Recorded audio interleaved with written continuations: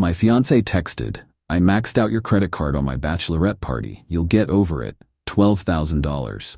I responded, "Hope you had fun." Then I reported the card as stolen and disputed every charge. When the credit card company's fraud department called her for an interview. Original post. I, 29 male, was supposed to get married next month.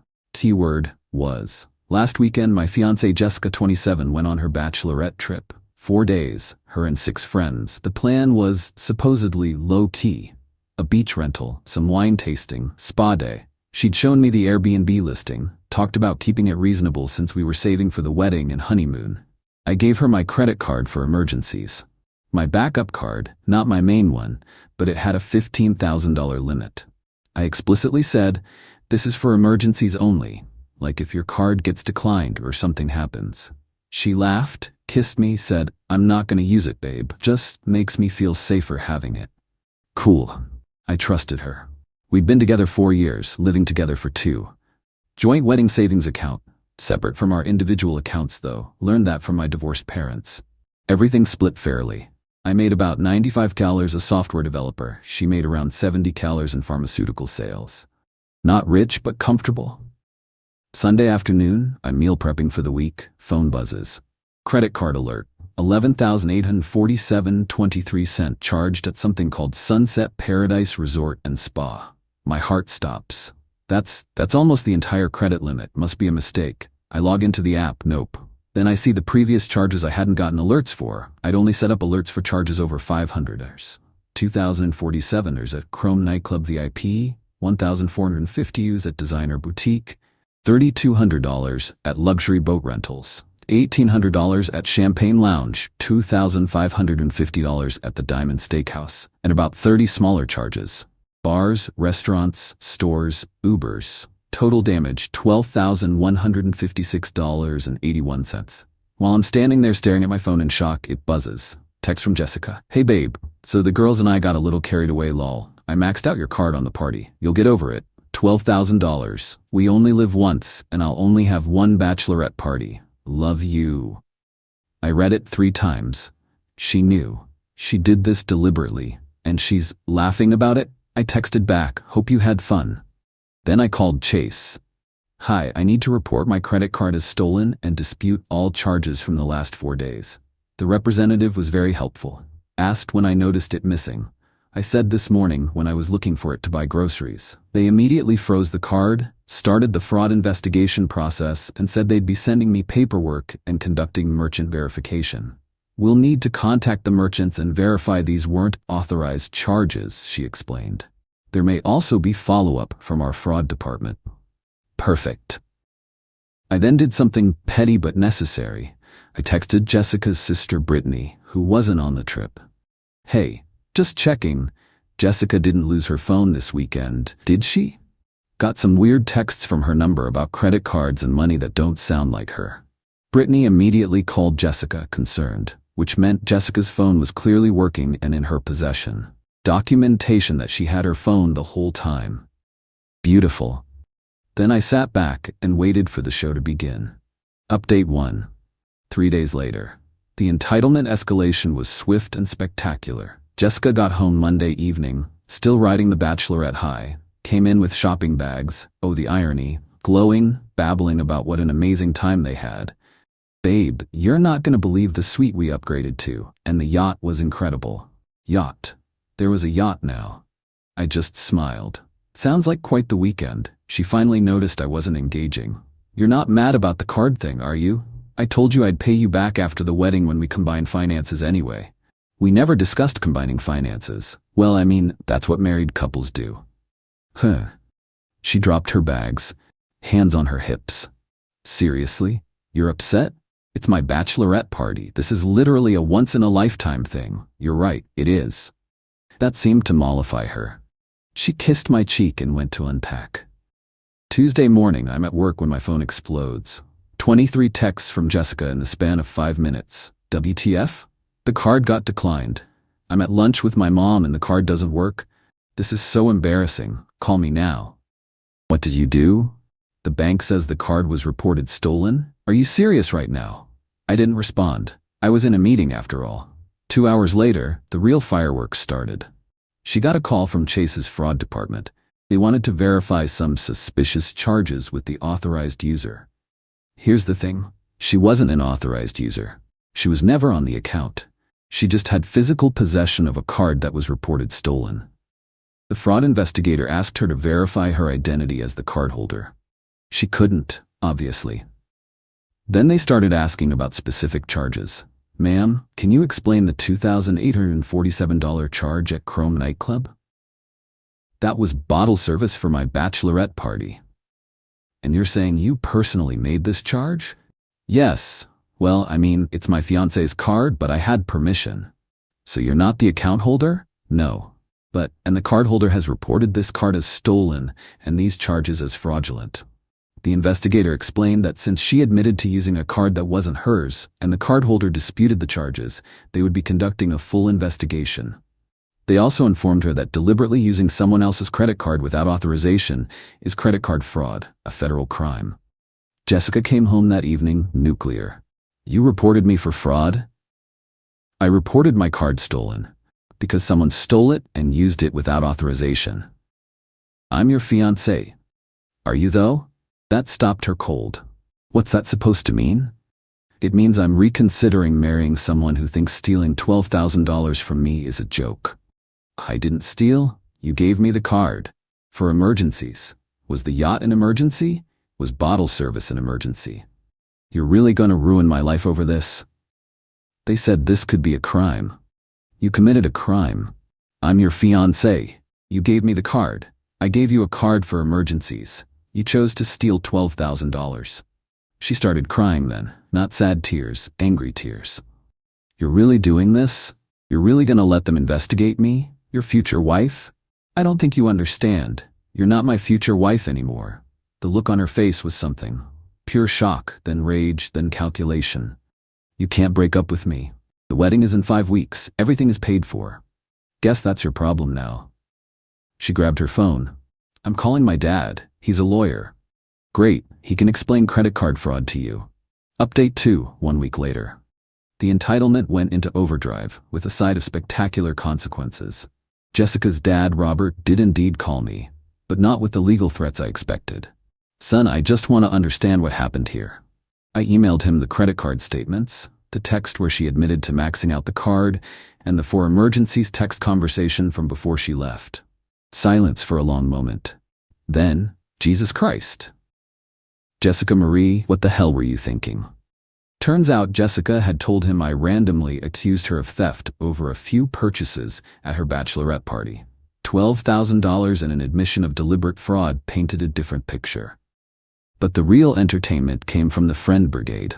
Her maid of honor, Stephanie, started a group text with me included. Stephanie, this is really immature, making Jess go through a fraud investigation over a misunderstanding? Man up. Me, did you enjoy the yacht? That's not the point. Did you know she was using a stolen credit card to pay for it? It wasn't stolen, drama queen. According to Chase Bank and the federal government, it was. Her friend Alexis, you're seriously gonna ruin her credit over this? She ruined her own credit by committing fraud. Her friend Megan. We all went along with it because she said you were cool with it. So you all knew she was using my card without permission? Dead silence in the group chat after that. Meanwhile, Chase's investigation was moving along beautifully. They'd contacted the merchants. Several interesting findings. 1. The designer boutique charge. Security footage showed Jessica and friends shopping, with Jessica clearly using the card and signing receipts. 2. The yacht rental. She'd signed the agreement, with her name, using my card. 3. The nightclub. They had her on camera doing shots while handing over my card for bottle service. The investigator called me with an update. Sir, we've gathered substantial evidence of unauthorized use. The person who used your card has admitted to the charges but claims she had permission.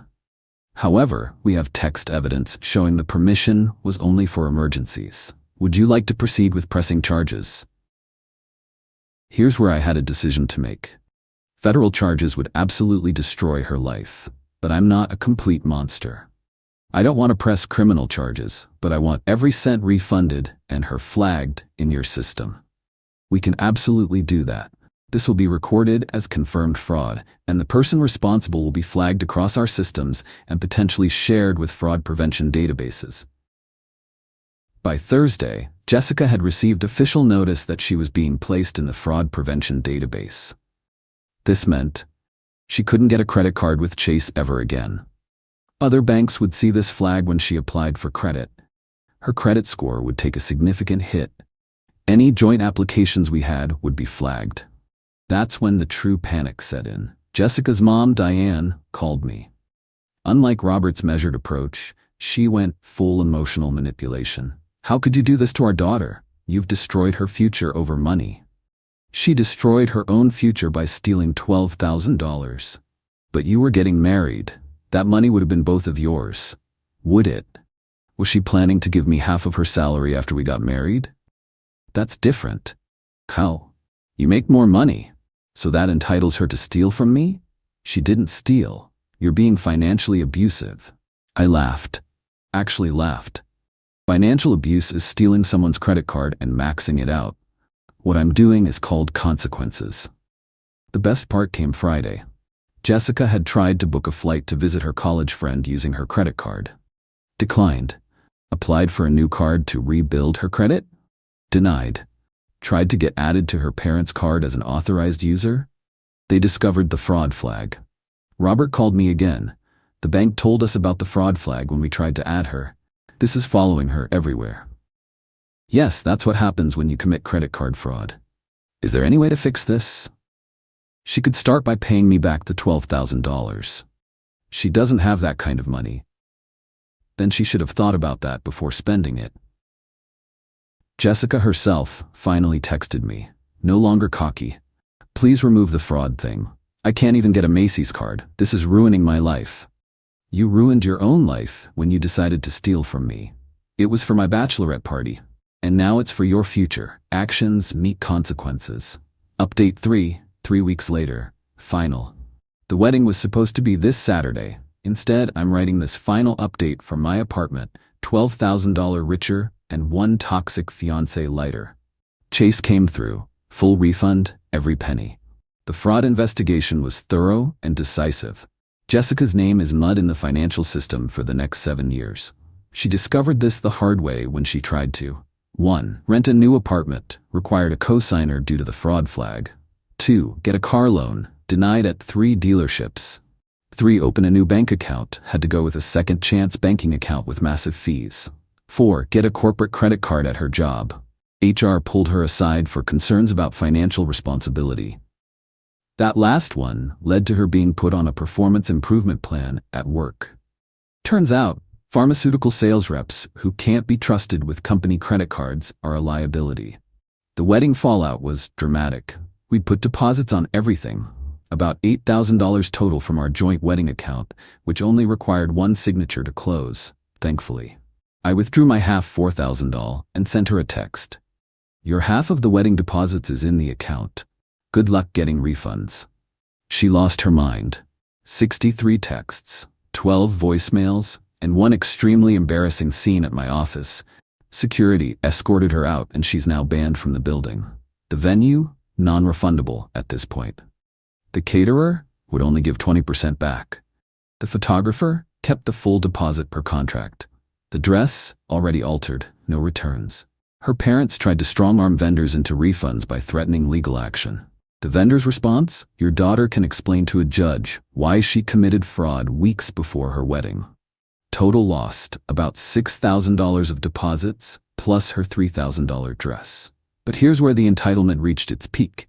Jessica created a detailed spreadsheet of everything I owed her. 4 years of emotional labor, $50,000. Career opportunities lost by planning to be a wife, $30,000. Pain and suffering from the fraud investigation, $25,000. Half of my savings because we were basically married, $15,000. The engagement ring that she still had, $8,000. Total, $128,000. She actually had a lawyer friend draft a demand letter. My response was to forward it to my actual lawyer, who responded with, my client's former fiancé appears to be confusing a failed engagement with a divorce settlement. As she is neither a spouse nor a creditor, she has no claim to any assets. Furthermore, any continued harassment will result in a restraining order. The engagement ring should be returned as per state law regarding conditional gifts. If Miss Jessica wishes to pursue this matter in court, we welcome the opportunity to discuss her admitted credit card fraud in a legal setting. The ring came back via certified mail the next day. The friendship aftermath was beautiful to watch. Remember those friends who were on the Bachelorette trip? Turns out they all had to pay Jessica back for their portions since the credit card charges were reversed. But Jessica had already spent some of their money on her shopping spree during the trip. Stephanie. She told us the yacht was your wedding gift to her. I Venmo'd her $500 for my share of the hotel, but now the hotel says they were never paid. Megan. She kept saying you were loaded and wouldn't even notice. The friend group imploded. 2 of them threatened small claims court. Another posted all the receipts on social media, showing how Jessica had been skimming from their payments, charging them for premium rooms while booking standard ones, pocketing the difference. Jessica's professional reputation took a hit when one of her bitter ex-friends happened to work at a competing pharma company. Word spreads fast in industry circles. She's still employed, but her reputation as someone who committed credit card fraud against her fiancé? That follows her to every industry event. Last week I got one final text from a number I didn't recognize. This is Jessica's new number. I'm sorry for everything. I was wrong. I was stressed about the wedding and made terrible decisions. Can we talk? I responded, no. Please, I've lost everything. My friends, my credit, my reputation. My parents are barely speaking to me. I have to live with them because I can't get an apartment without a cosigner. Sounds like a you problem. You destroyed my life over money. You destroyed your own life over money you didn't have. She tried calling. I blocked the number. Robert, her father, reached out one more time last week, not to berate or negotiate, but to apologize. I raised her better than this, or thought I did. I'm sorry you went through this, son. For what it's worth, you did the right thing. Plot twist. Brittany, Jessica's sister, reached out yesterday. Hey, I know this is weird, but thank you. I've watched my sister get away with treating people badly for years. Our parents always bailed her out. This is the first time she's faced real consequences. Maybe she'll finally grow up. Also, my boyfriend and I are explicitly keeping separate finances forever after watching this disaster. So thanks for that life lesson, lol. As for me, I'm good. Better than good, actually. I kept my $12,000, dodged a nuclear missile of a marriage, and learned that someone's true character comes out when they think they can get away with something. My credit score? Untouched. My bank account? Fully refunded. My future? Free of someone who thought stealing from me was a joke. Jessica's credit score? Destroyed. Her bank account? Empty from legal fees and lost deposits. Her future? 7 years of being flagged as a fraud risk. To anyone reading this, when someone shows you who they really are, believe them. And when they steal from you and laugh about it, don't get mad. Get the fraud department. The wedding would have been this Saturday. Instead, I'm going on the honeymoon trip to Italy. Alone. First-class upgrade with the money I saved from not having a wedding. The hotel reservation was in my name anyway. Sometimes the best revenge isn't elaborate, it's just letting someone face the consequences of their own choices. Jessica, if you're reading this from your parents' basement while trying to figure out how to rebuild your credit, that $12,000 party was pretty expensive, wasn't it? Hope it was worth it.